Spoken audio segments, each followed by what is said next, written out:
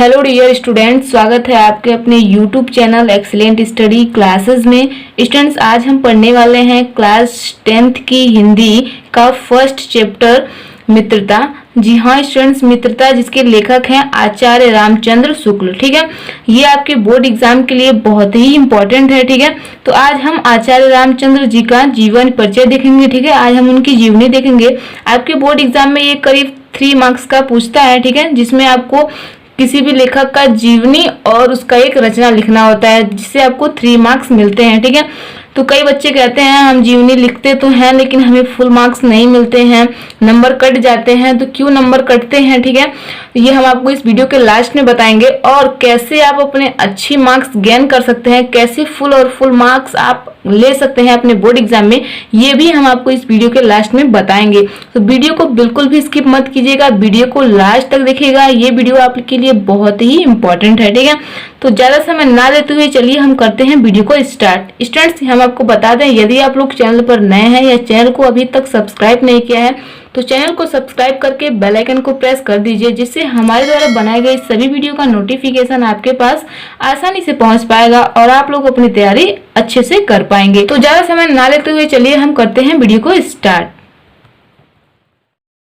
Student, सबसे पहले आपको क्या करना है, जिस भी लेखक का या कवि का आप जीवनी लिख रहे हैं, ठीक है, मैं आपको यहाँ पे आचार्य रामचंद्र शुक्ल का बता रही हूँ। तो सबसे पहले आपको क्या करना है, उनका जिसका भी आप लिख रहे हैं उसका नाम डालना है। ठीक है, उसको हाईलाइट करना है। उसके बाद यहाँ पे लिखना है आपको जीवन परिचय। ठीक है, तो इस प्रकार से आपको लिखना है। देखते हैं इसमें क्या क्या लिखना है, आइए देखते हैं। सबसे पहले आपको लिखना है, हिंदी के प्रतिभा संपन्न साहित्यकार आचार्य रामचंद्र शुक्ल का जन्म सन 1884 ईस्वी में उत्तर प्रदेश राज्य के बस्ती जिले के अगोना नामक गांव में हुआ था।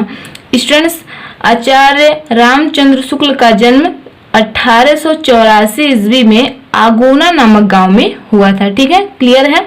आगे देखेंगे, इनके पिता का नाम पंडित चंद्रबली शुक्ल तथा माता का नाम विभासी देवी था। ठीक है, इनकी माता जो थी वो विभासी देवी थी और इनके पिता का नाम चंद्रबली शुक्ल, पंडित चंद्रबली शुक्ल था। ठीक है, क्लियर है। आगे देखेंगे, इनकी माता धार्मिक स्वभाव की महिला थी। इनकी मम्मी जो थी ना, आचार्य रामचंद्र शुक्ल की जो मम्मी थी वो धार्मिक स्वभाव की महिला थी, मतलब वो गीता या रामायण में ऐसे में मतलब विश्वास करने वाली महिला थी। ठीक है, तो वो धार्मिक स्वभाव की महिला थी, पूजा पाठ वाली। तो और आगे देखेंगे, 4 वर्ष की अवस्था में ये अपने पिता के साथ राठ जिला हमीरपुर चले गए।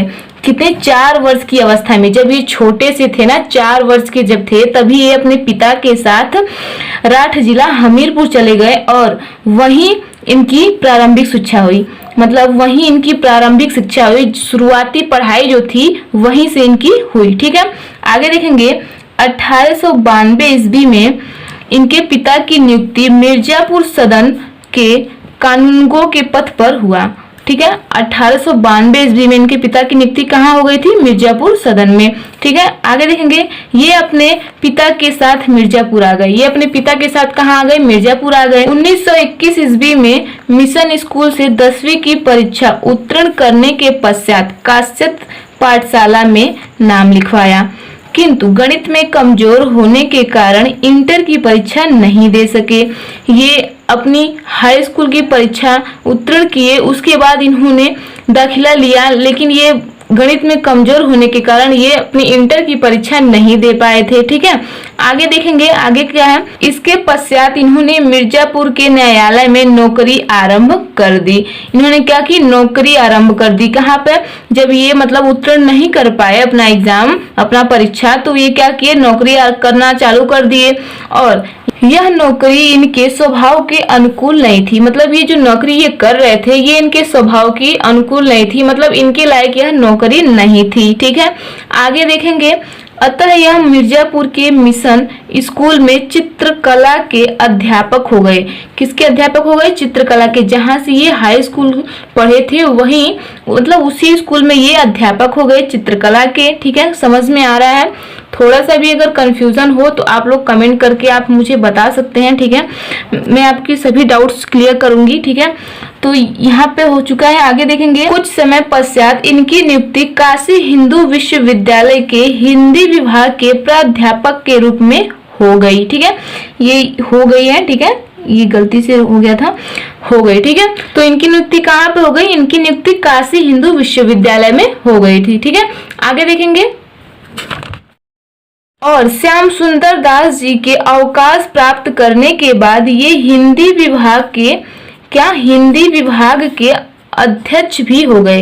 ये हिंदी विभाग के क्या हो गए? अध्यक्ष हो गए। अब यहाँ पे इनका जीवन समापन की तरफ चल रहा है, ठीक है। व्यास का दौरा पड़ने के कारण 1941 ईस्वी को इनका देहांत हो गया। 1941 ईस्वी को क्या हो गया? इनका देहांत हो गया। तो इनकी जन्म कब हुआ था? इनका जन्म हुआ था 1884 ईस्वी में और इनकी मृत्यु हो गई थी 1941 ईस्वी में, ठीक है। तो इस प्रकार से आपको इनकी जीवनी लिखनी थी। अब इनकी देख लेते हैं हम रचनाएं, ठीक है। तो सबसे पहले आपको हेडिंग डालना है रचनाएं, उसमें लिखना है शुक्ल जी एक प्रसिद्ध निबंधकार, श्रेष्ठ इतिहासकार और सफल संपादक थे, ठीक है। इनकी रचनाएं निम्नवत हैं, जैसा कि आप यहाँ पे देख सकते हैं। निबंध है चिंतामणि और विचार विधि, ठीक है। आलोचना है रस मीमांसा, त्रिवेणी और सूरदास, ठीक है। तो ये कुछ इनकी रचनाएं हैं, ठीक है। और ये मैंने आपको इनकी जीवनी बताई। स्टूडेंट्स, आपको लग रहा होगा कि ये इनकी जीवनी जो है ये काफी बड़ी है, आप लोगों को याद करने में प्रॉब्लम हो सकती है। यदि आपको ऐसा लगता है तो जरूरी नहीं है कि आप पूरा जितना मैंने बताया है ये सारा ही आप याद ही कर लो या फिर सारा ही आपको लिखना ही है बोर्ड एग्जाम में। आप चाहो तो इसमें से कट ऑफ भी कर सकते हो, ठीक है। इसको छोटा भी बना सकते हो आप। मेरी कोशिश ये रहती है कि आपको चीजों को अच्छे से समझाया जाए, कंप्लीट इंफॉर्मेशन आपको दी जाए, ठीक है। तो मैंने इसमें complete information step by step दिया है, ठीक है। यदि आप लोग इसको ध्यान से सुनते हो और मतलब सीरियस होकर 2 से 3 बार पढ़ लेते हो ना, तो पक्का आपको याद हो जाएगी, ठीक है। तो बहुत ही सरल शब्दों का मैंने इसमें इस्तेमाल किया है। आई होप आप लोगों को समझ में आया होगा, ठीक है। स्टूडेंट्स, अब हम बात कर लेते हैं कि आप अपने बोर्ड एग्जाम में अच्छे मार्क्स कैसे गेन कर सकते हैं। तो सबसे पहले टॉप 1 पे आता है कि आपको अपनी राइटिंग पे विशेष तरीके से ध्यान देना है, ठीक है। क्या करना है? राइटिंग को अपने बहुत ही सुंदर वे में लेके जाना है। अपने बोर्ड एग्जाम में जब आप कॉपी पे लिखो ना, तो मतलब बहुत ही सुंदर राइटिंग में लिखना है। जब एग्जामिनर आपकी कॉपी को देखे तो मतलब बहुत ही सुंदर लगे, जिस वजह से वो आपको अच्छे मार्क्स दे सके, ठीक है। तो पहला तो ये हो गया। दूसरा नंबर ये है कि आपको अपने बोर्ड एग्जाम में ब्लू और ब्लैक पेन का ही यूज करना है। Red pen, pink, green, otherwise pen आपको यूज नहीं करने हैं। आपको सिर्फ ब्लैक और ब्लू का ही इस्तेमाल करना है। मैं यहाँ पे हेडिंग रेड पेन से डाली हूँ आचार्य रामचंद्र शुक्ल, लेकिन आपको यहाँ पे ब्लैक पेन से डालना है, ठीक है। मैंने यहाँ पे डाल रखा है, देखिए अभी यहाँ पे जीवन परिचय ब्लैक पेन से, ठीक है। तो आपको यहाँ पे ब्लैक पेन से इसको डालना है, ठीक है।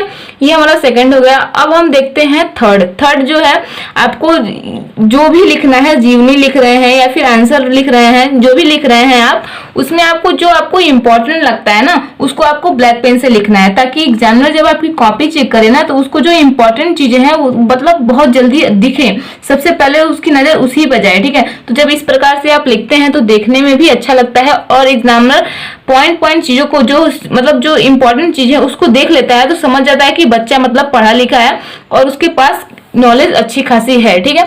तो इस तरीके से आपको क्या करना है, जो इंपॉर्टेंट चीजें हैं उसको आपको ब्लैक पेन से डालना है। जिन जिन चीजों को मैंने रेड पेन से डाला है आपको ब्लैक पेन से डालना है, ठीक है। आपको रेड पेन का यूज नहीं करना है। तो इस तरीके से आप यदि आप लिखते हैं तो आप अपने बोर्ड एग्जाम में अच्छे मार्क्स प्राप्त कर सकते हैं। स्टूडेंट्स, ये वीडियो आपको कैसी लगी आप हमें कमेंट करके जरूर बताइएगा। यदि आपको वीडियो पसंद आई हो तो वीडियो को कर दीजिए लाइक। स्टूडेंट्स, यदि आप चैनल पर नए हैं या चैनल को अभी तक सब्सक्राइब नहीं किया है तो चैनल को सब्सक्राइब करके बेल आइकन को प्रेस कर दीजिए, जिससे हमारे द्वारा बनाए गए सभी वीडियो का नोटिफिकेशन आपके पास आसानी से पहुंच पाएगा, ठीक है।